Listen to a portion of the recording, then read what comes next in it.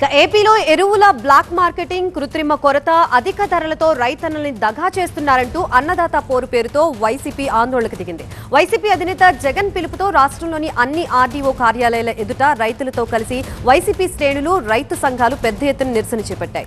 AP వ్యాప్తంగా నిరసనలు చేపట్టారు వైసీపీ నేతలు. రైతులకి అవసరమైన ఎరువులు సరఫరా చేయాలని వారు డిమాండ్ చేశారు. ఎరువుల సరఫరాలో ప్రభుత్వం విఫలమైందని ఆగ్రహం వ్యక్తం చేస్తూ ర్యాలీలు తీశారు.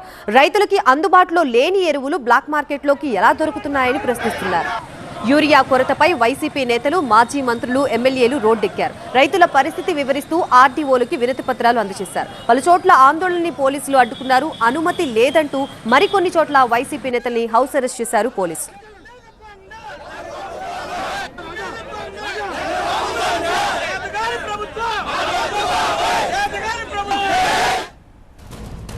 ఇదే అంశానికి సంబంధించి మనకి పూర్తి అప్డేట్స్ ఇవ్వడానికి మా ప్రతినిధి రవి సిద్ధంగా ఉన్నారు. రవి, యూరియా కొరతకు సంబంధించి వైసీపీ వర్షన్ ఏంటి? దానికి వైసీపీ ఆరోపిస్తున్న దానికి టీడీపీ వాళ్ళు, కూటమి ప్రభుత్వం ఎటువంటి రెస్పాన్స్ ఏమైనా ఇచ్చిందా?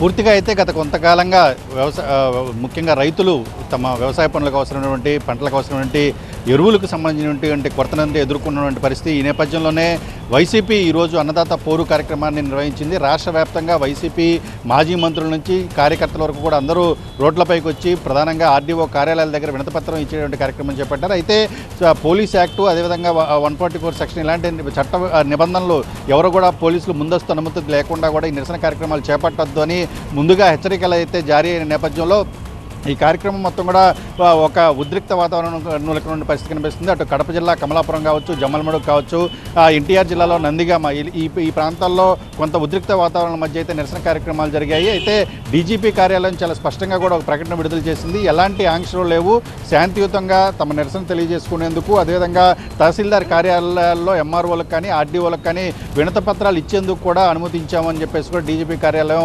ప్రకటించడం జరిగింది. ఈ కార్యక్రమంలోనే చాలా చోట్ల మంత్రులు అయితే చాలామంది మంత్రులు నేరుగా తమ అనుచరులతో వచ్చి ఆర్డీఓ కార్యక్రమాల్లో ఆర్డీఓకి వినతిపత్రం ఇచ్చారు. ఎరువుల కొరత అనేది రాష్ట్ర వ్యాప్తంగా ఉంది.